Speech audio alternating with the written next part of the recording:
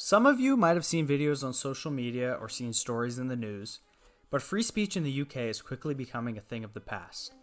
Let's first get some background on the current situation. Then we'll look at the implications and how this relates to us in America. The UK's Online Safety Act, set to be fully enforced by July 2025, aims to protect users, especially children, from harmful online content such as violence or hate speech. However, its overly broad rules have led to censorship, particularly of anti-Islam and anti-immigration viewpoints. Online platforms must remove or restrict what they deem harmful content. This vague definition forces these platforms to comply with censorship or face massive fines, up to £18 million. Mandatory ID checks and biometric verification now limit access to what they deem as sensitive content, but they also restrict anonymous speech and can flag political posts as, quote, inappropriate.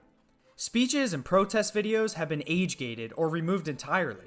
Platforms rely on AI to flag content, often mislabeling political speech as hate speech. Some MPs have even admitted that the act targets anti-immigration sentiment. This feels like a crackdown on dissent, and that's exactly what it is. Vague hate speech rules risk labeling criticism of Islam as harmful, chilling legitimate debate on cultural or religious issues. Often, with this over-censoring, conservative viewpoints are hit the hardest. So what's really going on here? The UK has found a way, under the guise of protecting children, to eliminate free speech. When X or Facebook or YouTube ban voices based on politics, or when people in other countries are thrown in jail for offensive speech, we Americans should take this as a warning. A government that cannot be criticized is a government that cannot be controlled. The truth is, the people have lost their voice in England. And mark my words, this is the plan for America. The left want to censor us. They want to suppress anti-immigration, anti-foreign intervention, anti-Israel, and anti-globalist views. They want to silence us. Every time I post on TikTok, I'm shadow banned. Every time I post on YouTube, I'm shadow banned. And I'm not even a big creator. The time to act is now.